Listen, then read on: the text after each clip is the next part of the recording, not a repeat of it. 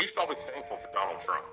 And no, that's not a joke. He did something very important, and we should all be thankful for it. See, throughout the United States' entire history, there's been this idea that nobody's above the law, and there's this elegant solution of the three co-equal branches of government that all check each other's power, including the president's. And it kind of seemed like that was really the case until Donald Trump came along and basically exposed the whole system as a series of handshake agreements with no real enforcement mechanism if somebody just decides not to respect any of it. Every time there was a new scandal that would have sunk literally any other president, I couldn't help but think of the Super Nannies episode of South Park.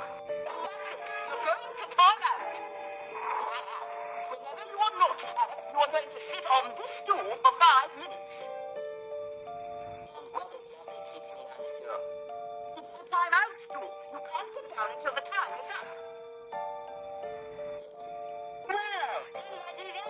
Like, does anybody even remember that he was violating the emoluments clause from day one of his presidency? He never divested from any of his companies, and he went golfing in his own resorts nearly 300 times during his presidency, costing the taxpayers an estimated $144 million. That's millions of dollars being funneled into his own businesses while he's president. That's not supposed to happen, but he was just like, what keeps me on the timeout stool? You're not supposed to just be able to tell people to refuse a congressional subpoena. But the only reason nobody's ever thought you could do it is because nobody ever thought to do it. You don't just say no to a congressional subpoena. You can't do that. His response? I just did. See, it's not just about Trump anymore. Trump's example needs to be a catalyst for deep reforms within the U.S. governmental system. Because without those reforms, without real enforcement mechanisms, the president essentially is above the law. Donald Trump showed that.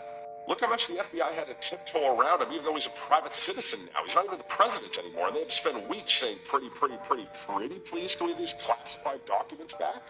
Who cares if you elect somebody else for 4 years? That's a blink of an eye. Why would anybody in their right mind sign another Iran nuclear deal, knowing that any time Donald Trump himself could get voted back in, or somebody just like him, that's just going to arbitrarily tear it up because they can't stand the idea of any achievement they don't get credit for? So it's not just the current U.S. president at any given time that the rest of the world has to have faith in. It's the system that supports him and the electorate they have to have faith in, too. So thank you, Donald Trump. You may not have drained the swamp, and there may never have been a real reason to think that you were even going to try, but someday the swamp might actually get drained, and it'll probably be because of you. Trump got progressively worse during his presidency. He showed you can get away with whatever you want to. We need to address that, and the rogue Supreme Court, and these governors who are doing the same thing now, following his example. So we got a lot of work to do. And I won't be taking Diaper Don anytime soon. Hopefully, he gets locked the hell up.